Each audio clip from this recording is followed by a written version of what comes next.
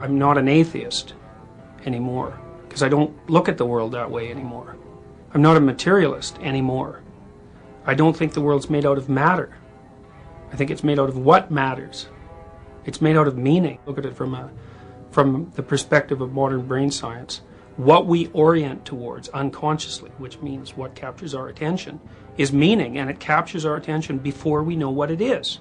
The brain acts as if the world's made out of information or made out of meaning. Heidegger, for example, German philosopher, was convinced that the world was made out of meaning, essentially, and that people's primary interaction with being was interaction with meaning.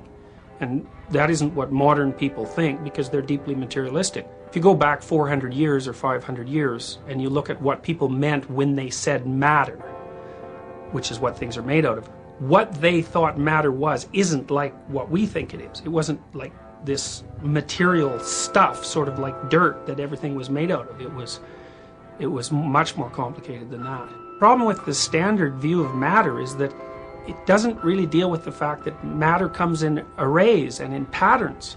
And the patterns and the arrays, which is sort of lost when you think about atoms, that's where all the action is. That's where the reality is. God creates Adam and Eve explicitly in his own image.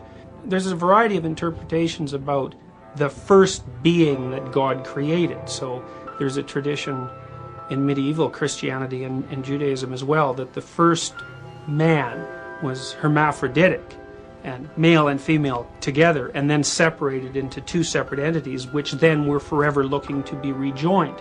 And there's a very profound psychological idea there, which is that the union of masculine and feminine produces a kind of perfect wholeness.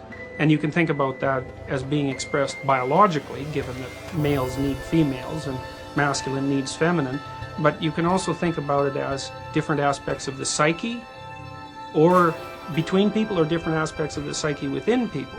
So whatever consciousness is, it comes in masculine and feminine embodiments. The masculine and the feminine embodiment are equally representations of God, which I think is quite remarkable, because, you know, there's a whole line of feminist criticism of the Western tradition that makes the presumption that the whole structure is patriarchal.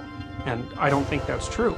If it was patriarchal, it would have been man that was created in the image of God, and it is explicitly not that. What feminine and masculine, as well as being markers for gender behavior, are also symbolic categories. And the feminine symbolic category is the genetrix of things, the matrix, because the female is associated with the act of, with the most fundamental aspects of the act of reproduction. So it's out of the feminine that new forms spring. For example, new forms come out of what you don't understand. That's the matrix of being.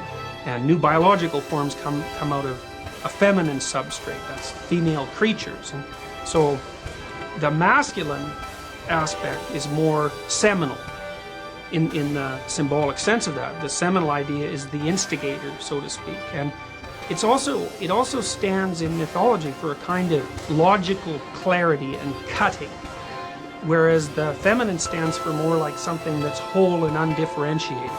There's some suggestion in the story of Adam and Eve that the woman is the primary food sharer.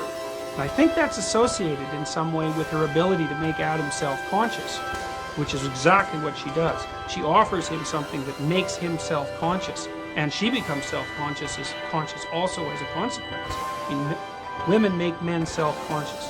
You can't think of a truth that's truer than that. And the reason they do it is because they're very selective, and most men they reject.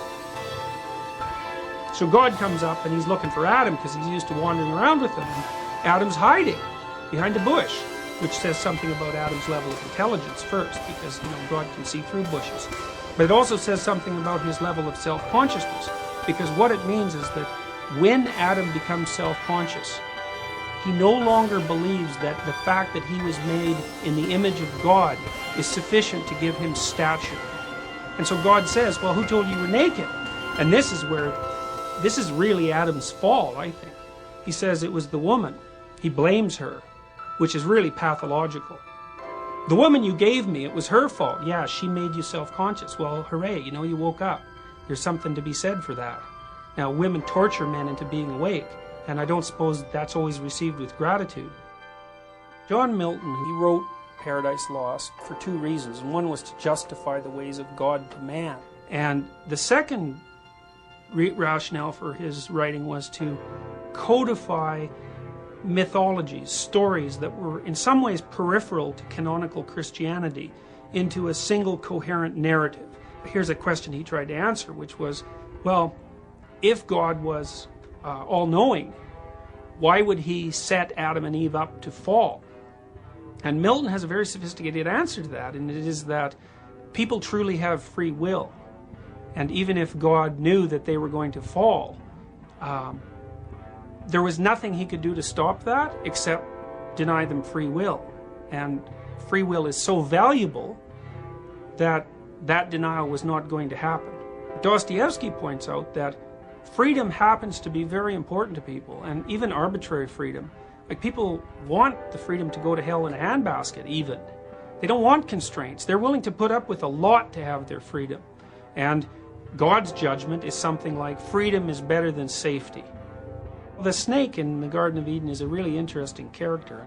Human beings and their closest biological relative, chimpanzees, are innately afraid of and attracted to reptiles. They automatically trigger off responses in a part of the brain called the amygdala that's associated with anxiety.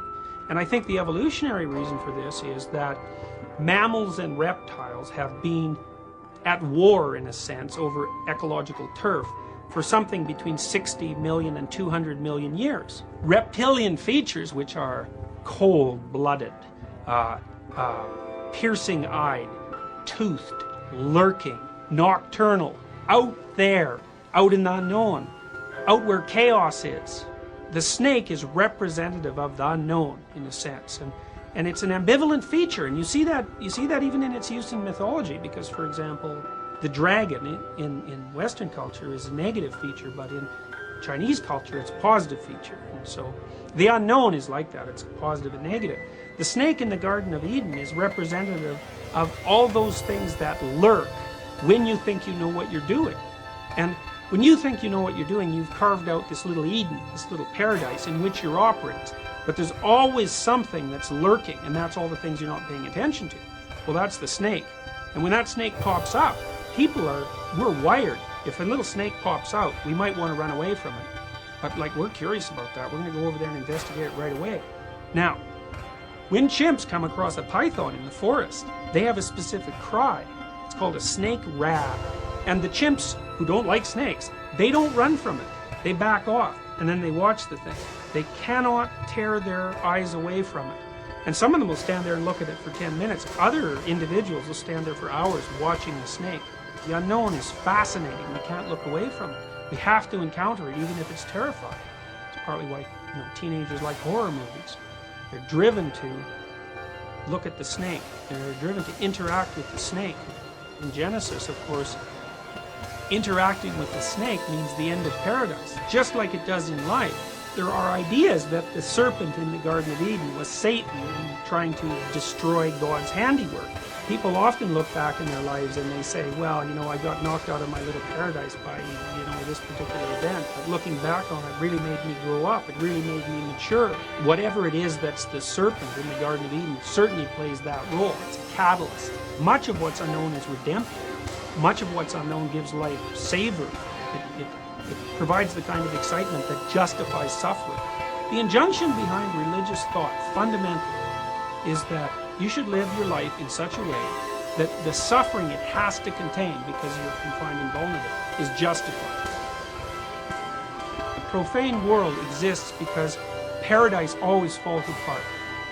Now, and that's a catastrophe. That's the human catastrophe, and maybe that's original sin. And profane life is characterized by suffering, intense suffering. And that's a terrible thing.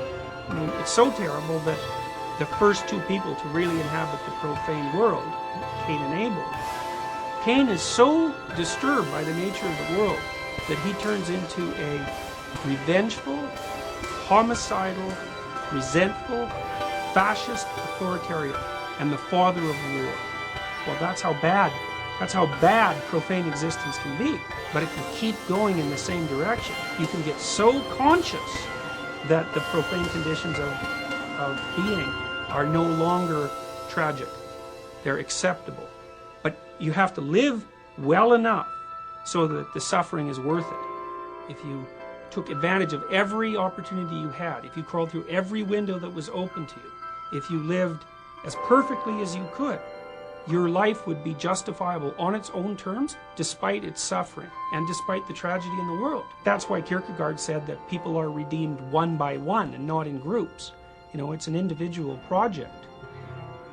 I would say human beings are built to take tragedy, but they're not built to take evil. The most unsettling thing isn't that a close relative dies of cancer, unsettling as that is. The most unsettling thing is to be treated casually in a brutal manner for no other reason than the brutality itself. That's what undermines your sense, your belief in human existence and in the value of human existence. That's what demoralizes and kills. Many social scientists in particular, I would say, feel that the idea of evil is anachronistic. The reason that evil is obliterated out of consciousness is because we don't have a theory to account for it. You know, we don't have a framework within which it fits. Now, religious ideation certainly provides that kind of framework. I also think that we dismiss evil because it's such a terrifying phenomenon. And whenever it crops up its head, everybody runs around saying, well, who could have predicted this? Who could have predicted this? But, you know, all you have to do is look and you can predict it. And the people who perpetrate it often say exactly what they're doing and why. So the Columbine kids, for example, they said something very much like, well, we've taken a close look at existence, and it isn't worthy. It's not worthy because people are limited and vulnerable, and there's way too much suffering. And suffering, vulnerable things are kind of despicable, and it would be better if they were just all wiped out. Plus, I'm the guy to do it. And that's exactly, fundamentally, that's exactly what they claimed. You might say, well, why would someone come to that conclusion? It's like, that's not a good answer. Everyone comes to that conclusion from time to time when they're disappointed or frustrated, or when, you know, their dreams have fallen apart, or when someone near them suffers, or they doubt the utility not only of their own existence but of existence itself. If it's taken far enough, that attitude engenders atrocity. It's evil. And I think you can define it, no problem, because people say, well, you can't define evil. That's wrong. Evil is the production of suffering for its own sake.